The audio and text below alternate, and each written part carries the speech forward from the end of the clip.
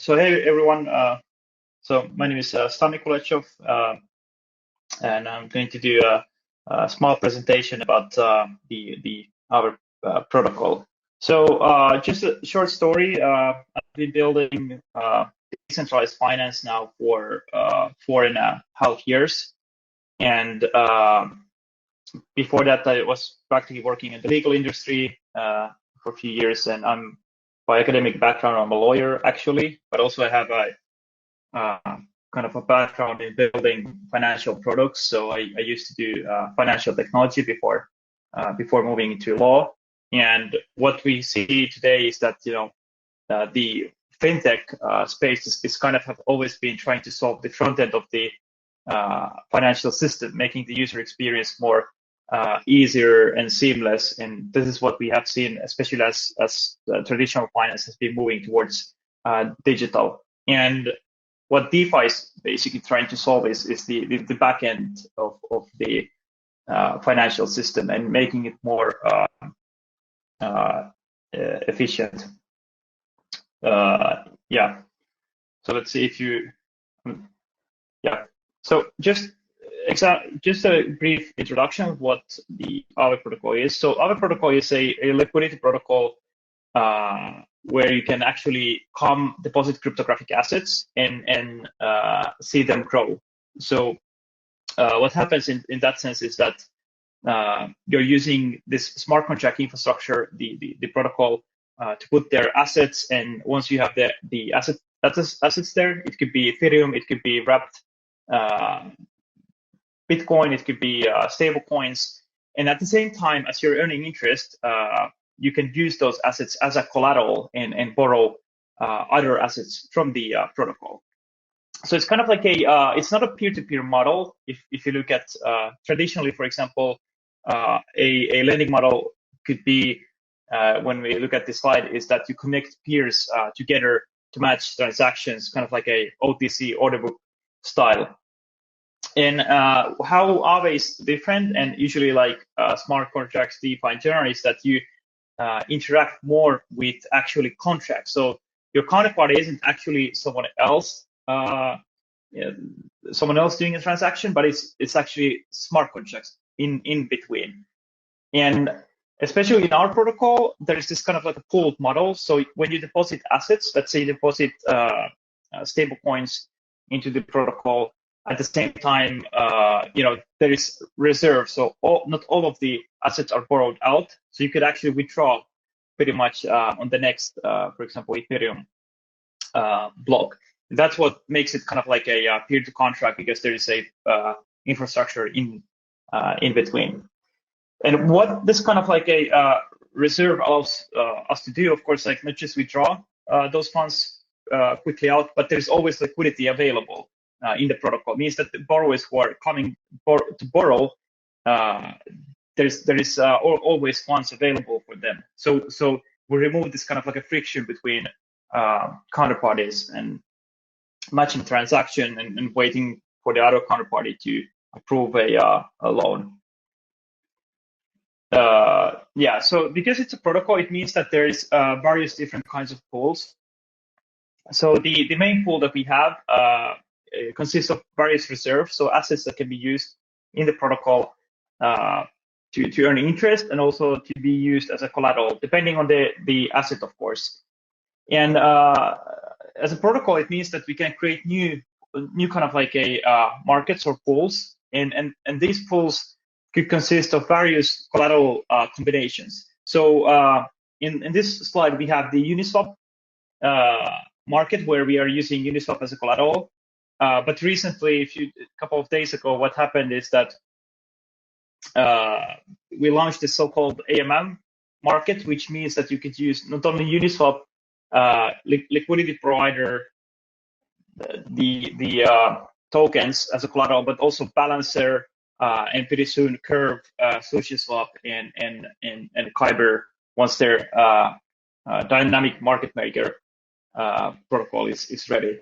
And what it allows you to do is that if you provide liquidity to those protocols, and let's say 50% in ETH and 50% in DAI, you could actually use those that position as a collateral in Aave and borrow more liquidity to do something else, or just like convert to real fiat currencies and then pretty much spend it. So that's the kind of like idea. And because you can create these different pools, it means that you can attach different kind of risk reward scenarios. So you can create less riskier pools, for example, the one pool with Ethereum, Bitcoin as a collateral, or you can create different kind of combination and add more kind of like a exposure, and also, of course, like the interest rates will follow. This creates interest rate arbitrage. So some pools might have higher interest rate for deposits than the other ones.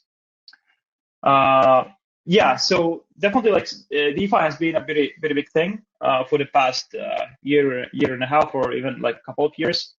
And I think Aave has been growing quite substantially as well in the space. So currently there's 5.5 billion worth of value locked in the protocol. And I mean, not just locked, but also counting the borrowed value out. And this is quite substantial because when we started the Aave protocol last year's January, we were expecting to have roughly 5 million worth of value locked in the protocol. So this is like completely like nothing to compare about this. So and the whole space has been growing. It just shows that, you know, there are more users coming and more liquidity into the space, and especially stablecoins has been very big driver, because that allows you to basically have dollar tied yield. And also we have so-called safety module, which is backing the protocol. So you can stake your Aave if you're an Aave community member into the safety module, earn more Aave. And currently there's over 1 billion worth of Aave stake there to backstop it in case of some sort of shortfall event.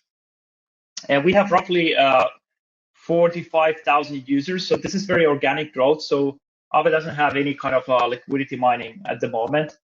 I mean, this is quite interesting, like to see like how it's been growing like the same way as DeFi in general. Here's a main market that we have. You can see that there's different kinds of assets that can be used as a collateral, but also like deposited to earn interest. So we see like DAI, you can earn 12.6 on DAI. Past 30 days on USDC has been 9.9, and this is just amazing. I mean, you know, when you look at like traditional finance and the current situation with the low interest rate environment, like these rates are like uncomparable. And the reason that the rates are quite high because there isn't much liquidity in this space at the moment, and new products are coming in, new protocols, and they're tying in that stablecoin liquidity. So that's something that takes a lot of lifts those rates up. And here's an example where we have various different pairs that you can use as a collateral as well. So, for example, Uniswap liquidity provider shares, Balancer, and this market. This is the AMM market that's going to increase. So, in general, we have a version 2 of the protocol out for a few months now, and it's pretty stable. You can basically earn, borrow, you can delegate your credits. There's some other interesting features, like you could swap your collateral when you borrowed some funds out without returning the loan, and you can repay with your collateral, so you don't have to even return the loan, and various interesting stuff. So just going to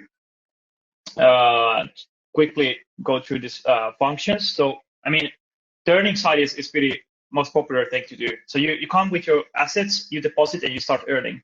What happens in the background is that you mint yourself A tokens. So if you have USDC, you actually mint yourself AUSDC. So that AUSDC will grow in your balance algorithmically in your wallet. And what's fascinating about this is that no matter like who you are, where you are, actually, this will happen. So imagine, for example, you are based in, for example, in South America, Asia. You have the equal access to, or any part of Africa. You have like equal access to yields as anyone else in the same way, and no one can come between that yield and between you and you're earning directly US tied interest, and that's like pretty cool in a transparent way. What's makes it like actually very nice. Yeah, so the borrowing is I think roughly like 30% of the users who are depositing their borrowing as well. So it's quite common that you might be on long position on, for example, on Ethereum, Bitcoin. So you deposit rough Bitcoin or Ethereum that you don't want to, for example, sell, and then you borrow stable coins to do something else, either in DeFi, or you can convert them to traditional currencies and spend those coins or use as working capital. And you can, of course, like between the interest rates, you can choose like variable rate that fluctuates between the market. Then you have the stable rate, and that basically means that you can lock your interest rate to have more kind of like a control on what you're going to pay. And then we have the credit delegation.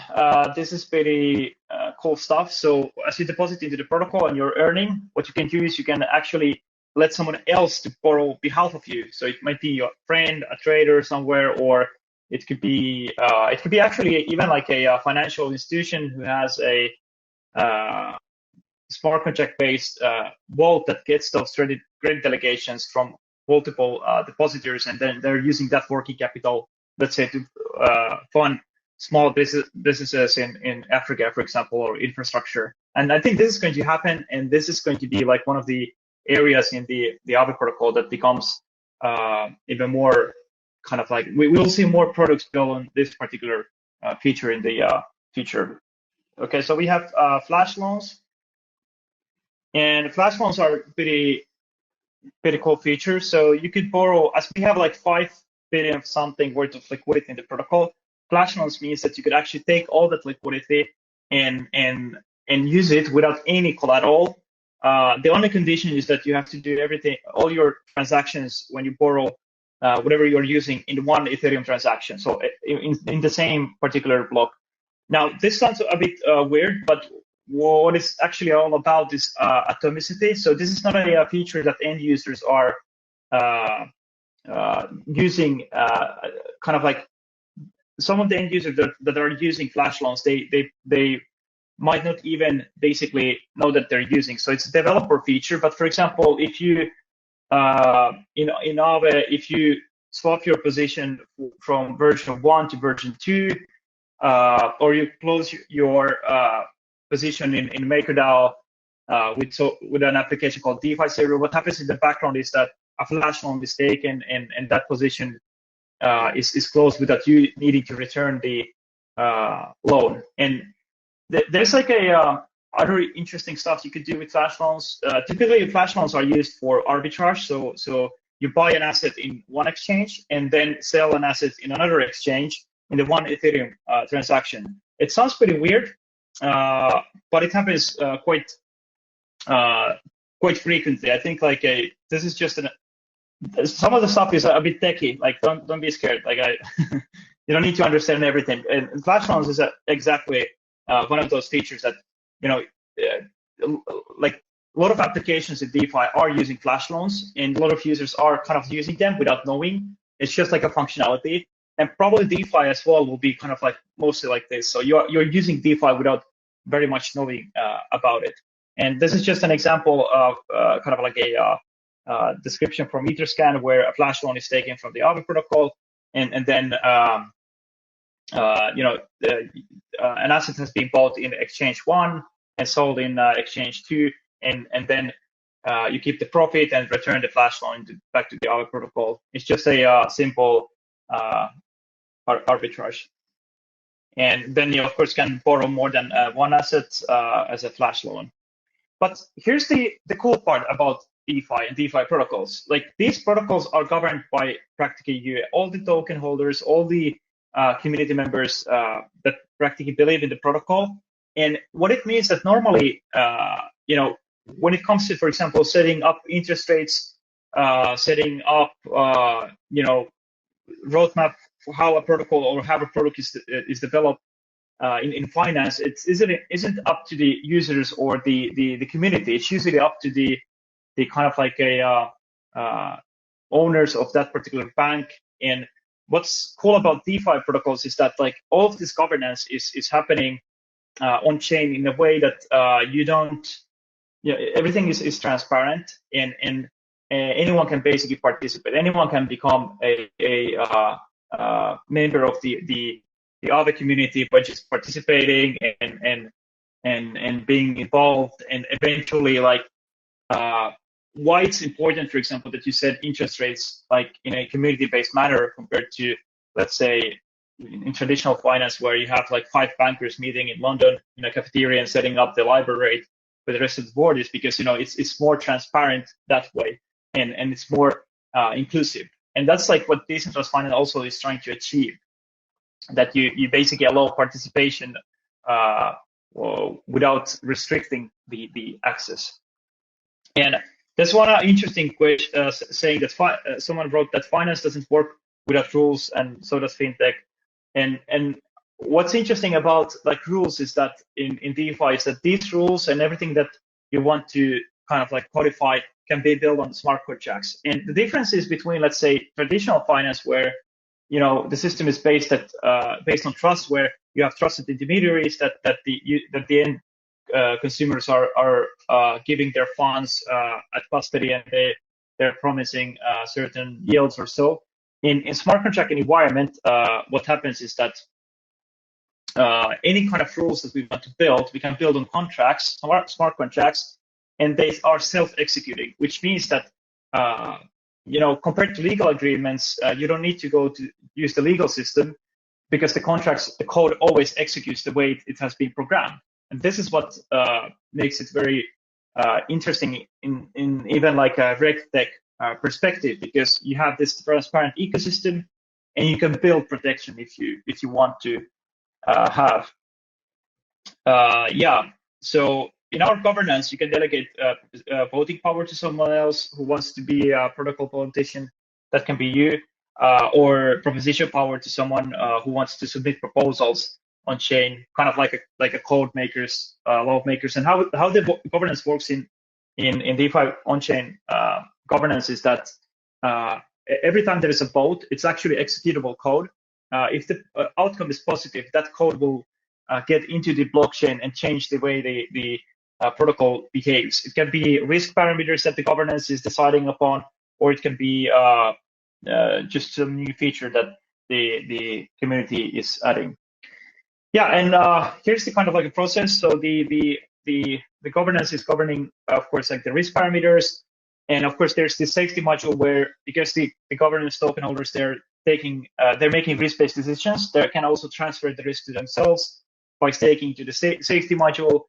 In the safety module, it means that you're getting Aave rewards, but at the same time, you're taking kind of like you're backstopping the protocol in case there is a shortfall event. So, for example, if there is an exploit, smart contract hack, or failed liquidation, anything that leaves the protocol into deficit state, that safety module can be covered up to 30%, can be covered, like slashed and covered the deficit. It's a very good thing, because like one of the things that we saw important is the adoption, and the more we can backstop the protocol as a community, the easier the adoption will be. And here's the kind of like a safety module functionality. It's fairly I would not say complex, but it just basically it has different components attached to it. Yeah. So one thing that's fascinating is that the protocol runs. It's a decentralized protocol. It runs autonomously on Ethereum blockchain, and at the same time, it generates fees. So part of the interest rates that borrowers are paying is set aside into the treasury. And currently, with these fees and the treasury, the governance can actually fund new kind of a development, can fund some sort of marketing initiatives, or can just distribute it, let's say, tokens to or fees back to the token holders. There's many things that the governance can actually do.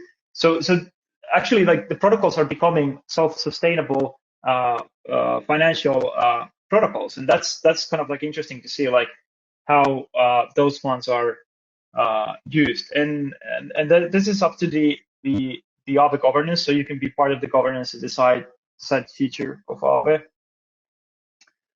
Yeah, and so yeah, this is the Avengers Fam, as we call it. So if you're interested more about the kind of like following, joining, you can find us on, of course, on Twitter, Aave, or you can join our Discord or Telegram. You can find all the links at aave.com. And what makes Aave very cool is the protocol. There's like over 100 integrations at the moment, so you can use it from different kinds of wallets. Yeah, and that's pretty much it at the moment. So I hope you guys enjoyed a lot of information. DeFi is a very fascinating field, so I recommend to research more. Thank you. Indeed. Stani, thank you very, very much. You did extremely well, 5 minutes sooner than anticipated for the lunch. But you know what? We're going to use this time to answer a couple questions, right? So great presentation, by the way.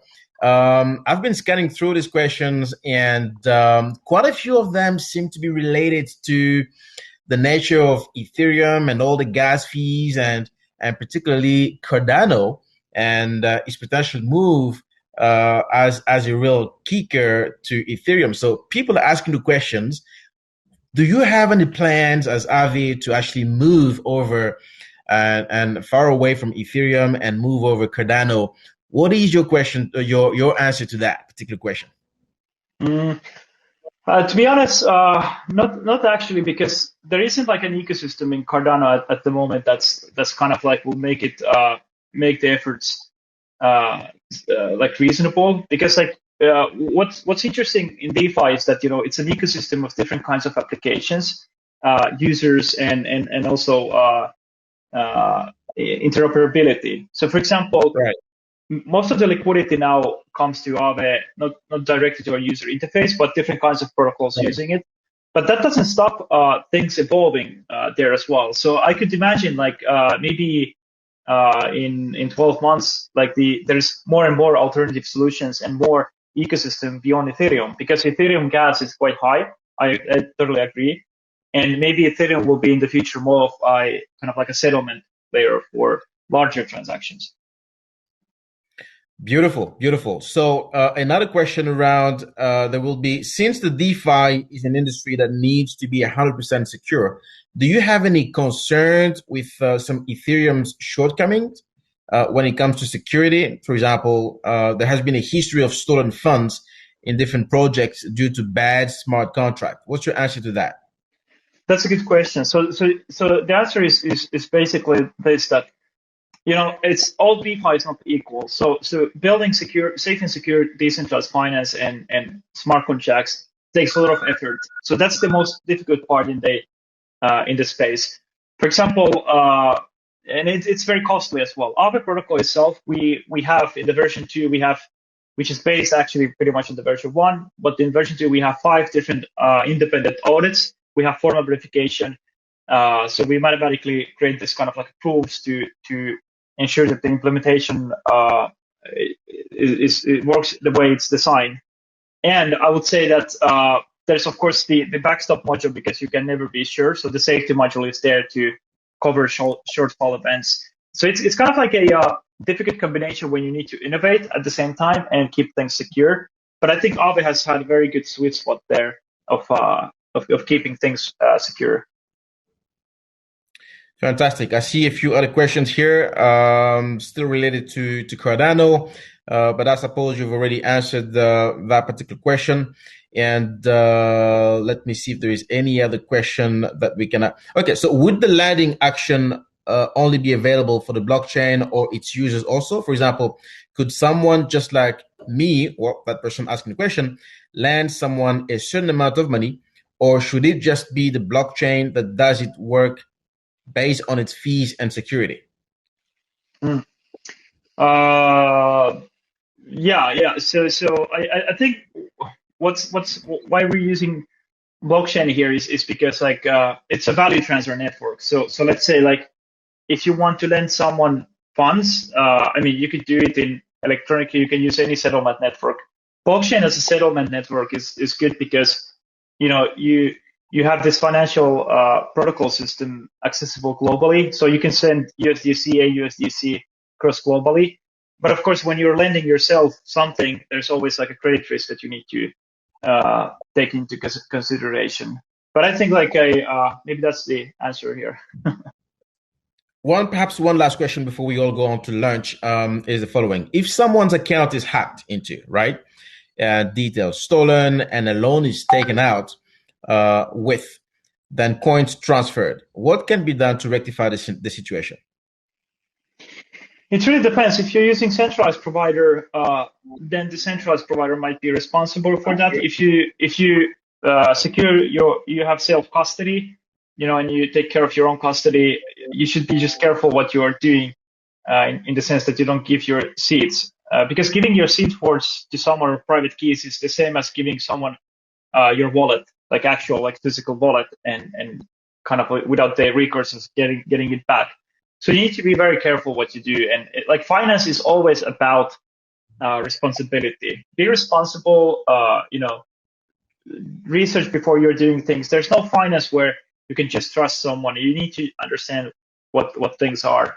At least now, until like we have some sort of like a way that finance works for us in a decentralized fashion without us trying to kind of like worry too much. Stani, thank you very much indeed for your contribution. I really appreciate it.